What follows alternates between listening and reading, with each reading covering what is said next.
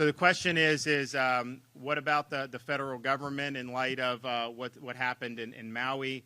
Look, I think the Maui is a total catastrophe, what happened there. And I don't think we have all the answers to that. I think we should have all the answers to that. It's interesting how incurious our corporate media is about what happened in Maui. I mean, I don't see them interviewing parents who can't find their kids, but we know there's a lot of people missing. So that was a total disaster, really, really heartbreaking to hear some of the stories, even though they're not being publicized. I think this situation is much different. I think that the state of Florida, we prepare for this stuff. We were prepared. We responded.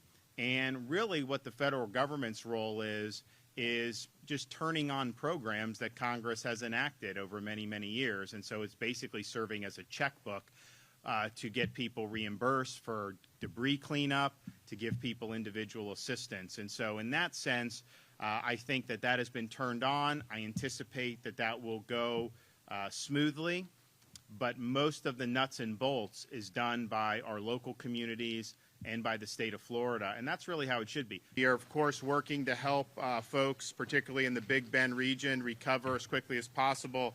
As of this morning, since the storm hit, there's been almost 530,000 accounts that have been restored with power, who lost power at some point, and that puts us down to about 39,000 throughout the entire state of Florida that does not have power at this point. If you go this, and it's none of this stuff's easy, but to have somebody have a home that they had for decades just kind of wash away, that's tough. That's a really, really tough thing to deal with.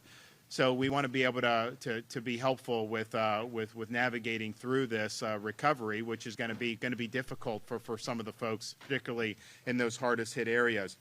From history, there have been times where it's been very busy in Florida, late 40s, early 50s. You had a lot of hits of significant hurricanes. So I think sometimes people need to take a breath and get a little bit of perspective here.